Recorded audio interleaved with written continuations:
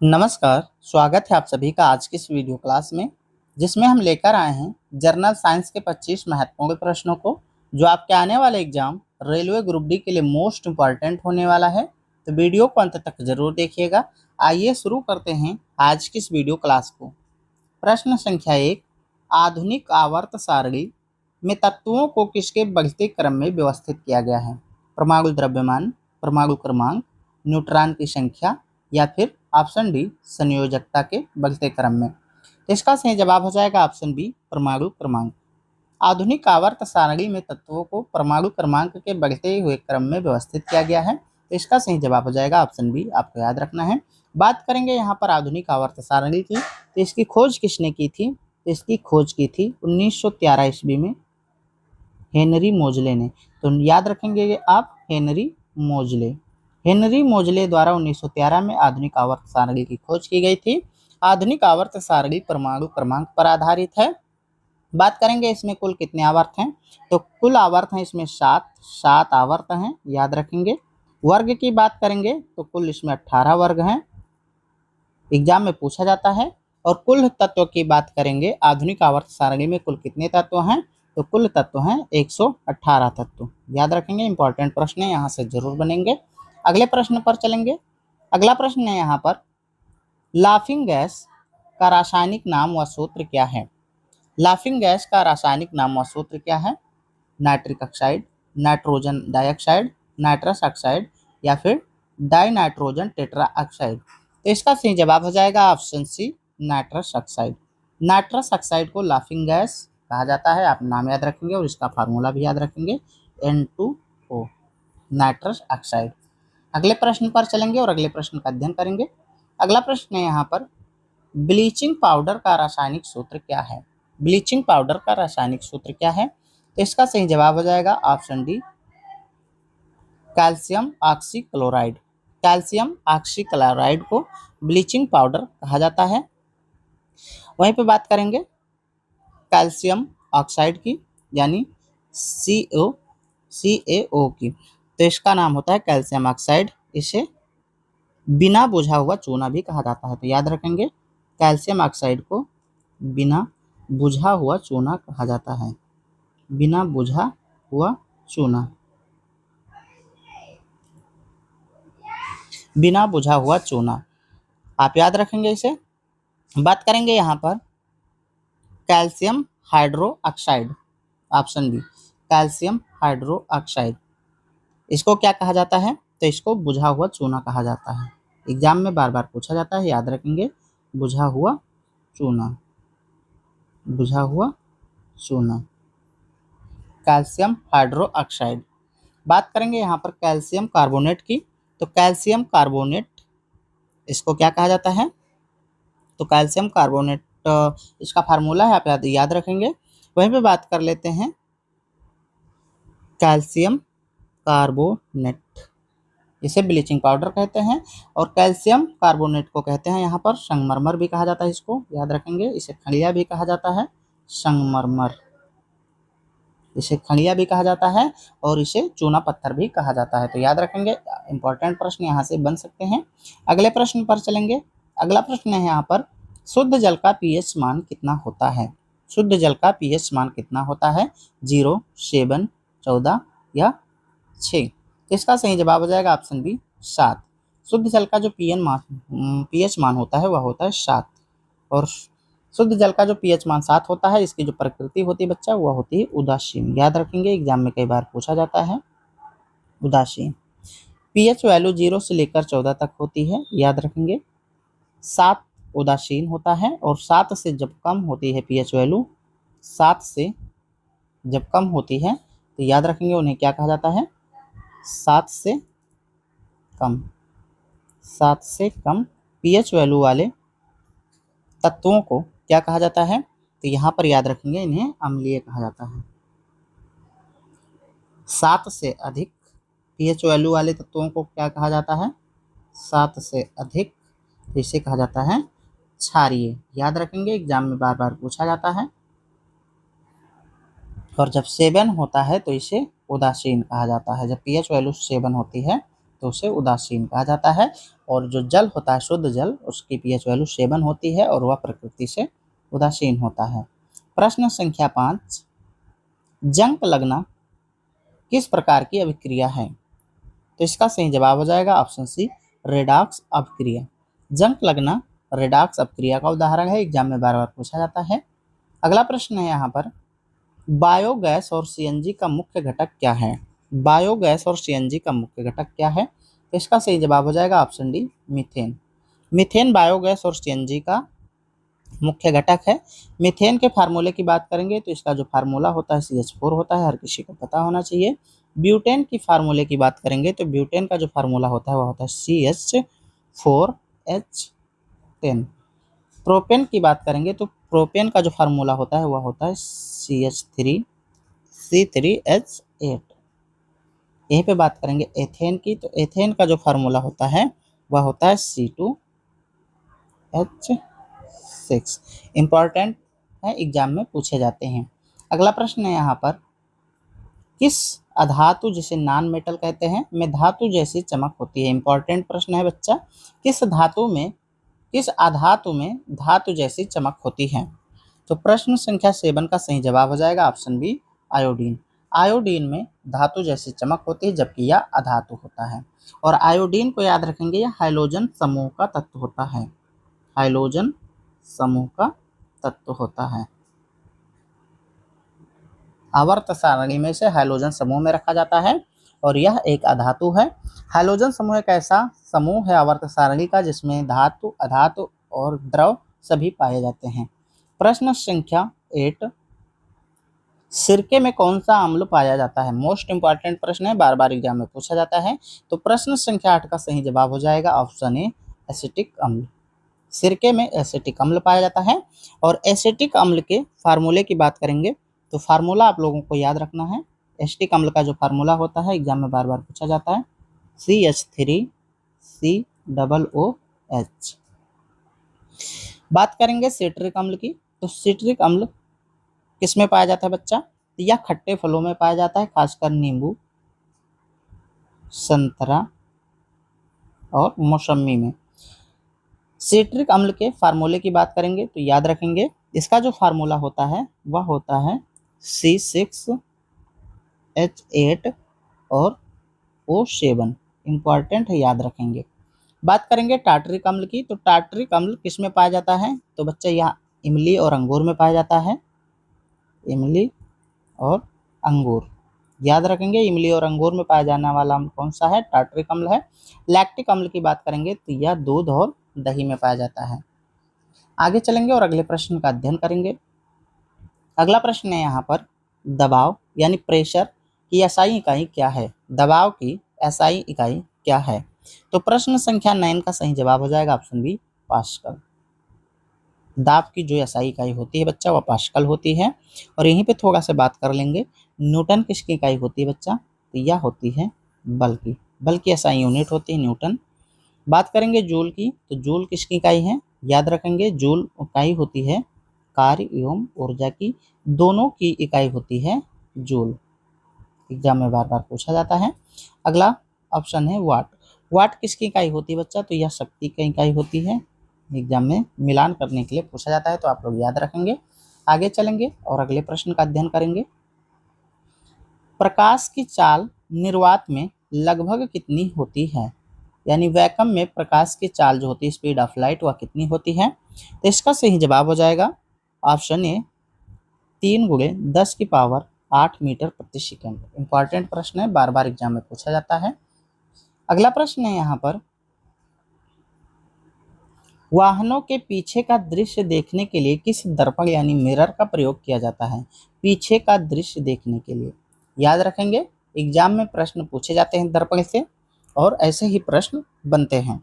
तो प्रश्न संख्या 11 का सही जवाब हो जाएगा ऑप्शन सी, उत्तल दर्पण यानी कन्वेक्स मिरर के द्वारा।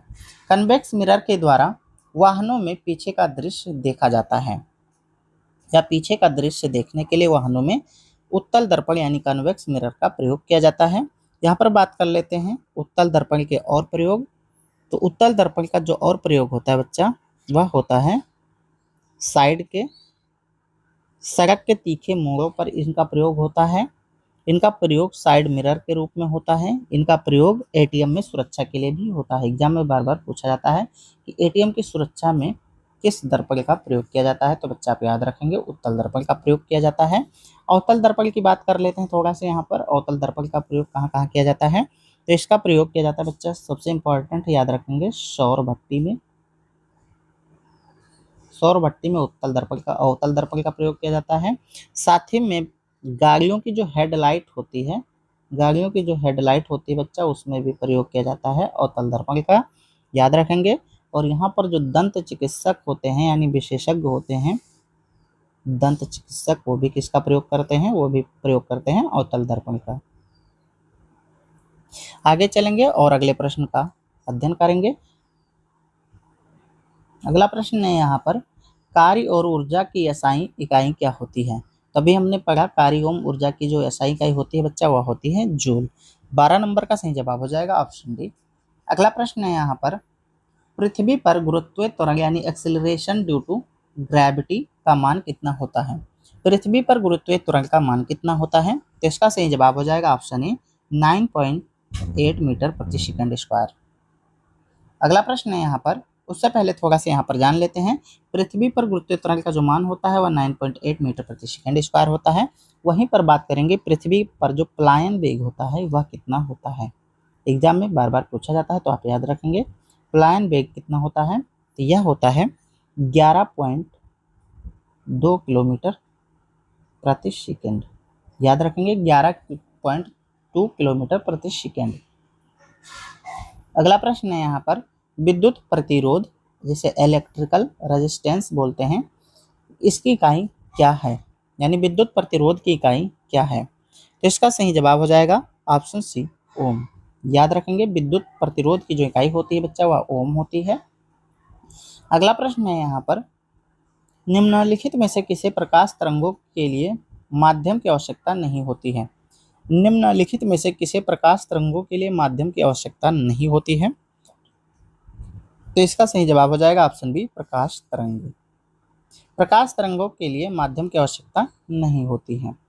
अगला प्रश्न है यहाँ पर, गतिज ऊर्जा जिसे काइनेटिक एनर्जी बोलते हैं, इसका सूत्र क्या होता है, यानी गतिज ऊर्जा का सूत्र क्या होता है, तो प्रश्न संख्या 16 का सही जवाब हो जाएगा ऑप्शन डी हाफ mv², जहां पर m द्रव्यमान है और b उसका वस्तु की चाल है। बात करेंगे mgh की, तो ये होता है स्थितिज ऊर्जा का फार्मूला। स्थितिज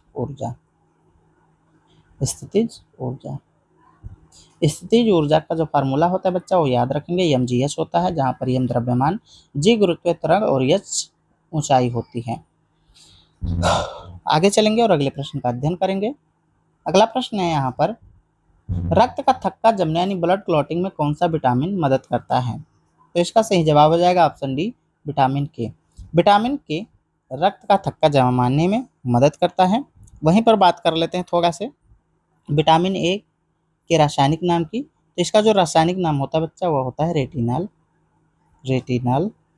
और इसकी कमी से जो रोग होता है वह होता है रतौंधी। साथ में याद रखेंगे, एग्जाम में बार बार पूछा जाता है। विटामिन सी की बात करेंगे तो इसका जो रासायनिक नाम होता है वह होता है एस्कॉर्बिक एसिड, एस्कॉर्बिक अम्ल। और इसकी कमी से जो रोग होता है बच्चा, वह होता है स्कर्वी।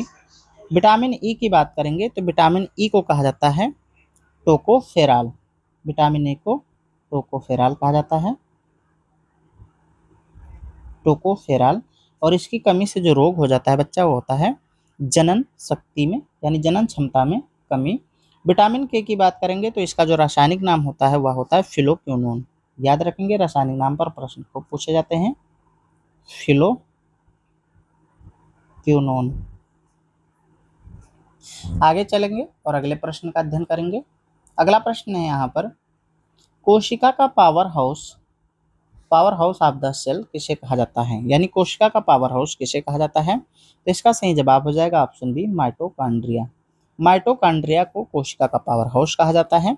प्रश्न संख्या 18 का सही जवाब हो जाएगा ऑप्शन बी।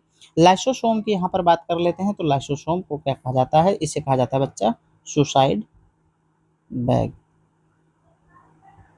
इसे आत्मघाती थैली कहा जाता है। हिंदी में याद रखेंगे, आत्मघाती थैली, या इसे आत्महत्या की थैली भी कहा जाता है। आगे चलेंगे और अगले प्रश्न का अध्ययन करेंगे। मानव शरीर की सबसे बड़ी ग्रंथि कौन सी है? प्रश्न संख्या 19 का सही जवाब हो जाएगा ऑप्शन सी, यकृत। यकृत मानव शरीर की सबसे बड़ी ग्रंथि होती है। यकृत की बात करेंगे तो यकृत से बच्चा पित्त का निर्माण होता है। याद रखेंगे, यह सबसे बड़ी ग्रंथि भी होती है और यह पित्त का निर्माण भी करती है। पित्त का निर्माण करती है। बात करेंगे अग्न्याशय की, तो अग्न्याशय बच्चा यह मिश्रित ग्रंथि है, या अंतःस्रावी और बाह्यस्रावी दोनों प्रकार की ग्रंथि है। इसे मिश्रित ग्रंथि भी कहा जाता है। तो याद रखेंगे, एक ही ग्रंथि है जो मिश्रित ग्रंथि होती है। इसे एग्जाम में बार बार पूछा भी गया है और इससे अग्न्याशयी रस बनता है जो एंजाइम के पाचन में सहायक होता है। थायराइड ग्रंथि की बात करेंगे तो यहाँ से थायरॉक्सिन नामक हार्मोन, थायरॉक्सिन हार्मोन रिलीज होता है जो मेटाबॉलिज्म यानी चयापचय को नियंत्रित करता है। याद रखेंगे, पीयूष ग्रंथि को मास्टर ग्रंथि भी कहा जाता है। याद रखेंगे, इसे मास्टर ग्रंथि भी कहा जाता है। एग्जाम में बार बार पूछा जाता है, मास्टर ग्रंथि किसे कहा जाता है? तो पीयूष ग्रंथि को मास्टर ग्रंथि कहा जाता है। आगे चलेंगे, अगला प्रश्न है यहाँ पर, मानव शरीर में गुणसूत्रों की संख्या कितनी होती है? मानव शरीर में गुणसूत्रों की संख्या कितनी होती है? तो इसका सही जवाब हो जाएगा ऑप्शन ए, 23 जोड़े, यानी कुल 46 गुणसूत्र होते हैं, जिसमें पुरुष और महिला में 22 जोड़े गुणसूत्र होते हैं और एक जोड़ा सेक्स क्रोमोसोम्स होता है, यानी लिंग गुणसूत्र होता है। पुरुषों में जो लिंग गुणसूत्र होता है बच्चा, वह XX होता है और महिलाओं में जो होता है XY होता है। तो याद रखेंगे, कुल 23 जोड़े यानी 46 गुणसूत्र होते हैं। वहीं पर बात कर लेते हैं थोड़ा से, 24 जोड़े गुणसूत्र किसमें होते हैं? तो 24 जोड़े यानी कुल 48 गुणसूत्र किसमें होते हैं? तो बच्चा यह आलू और चिंपैंजी दोनों में पाए जाते हैं। आलू में 24 जोड़े यानी 48 गुणसूत्र होते हैं और साथ में चिंपैंजी में भी इतने ही होते हैं। तो याद रखेंगे, कई बार एग्जाम में पूछ लिया जाता है। प्रश्न संख्या 21, इंसुलिन की कमी से कौन सा रोग होता है? इंसुलिन की कमी से कौन सा रोग हो जाता है? तो इसका सही जवाब है ऑप्शन सी, मधुमेह। मधुमेह इंसुलिन की कमी से होने वाला रोग है। घेंघा की बात करेंगे तो घेंघा रोग बच्चा आयोडीन की कमी से हो जाता है। याद रखेंगे, आयोडीन की कमी से होने वाला रोग कौन सा है? तो बच्चा घेंघा। एनीमिया की बात करेंगे तो यह आयरन की कमी से होता है। आयरन यानी लोहे की कमी के कारण एनीमिया नामक रोग हो जाता है। बेरी की बात करेंगे तो यह B1 यानी विटामिन B1 जिसे थायमीन कहते हैं, इसकी कमी के कारण हो जाता है। थायमीन की कमी के कारण बेरी रोग हो जाता है और थायमीन विटामिन B1 का रासायनिक नाम है। प्रश्न संख्या 22, आत्मघाती थैली किसे कहा जाता है? आत्मघाती थैली किसे कहा जाता है? तो बच्चा लाइसोसोम को कहा जाता है, यानी सुसाइड बैग कहा जाता है इसे।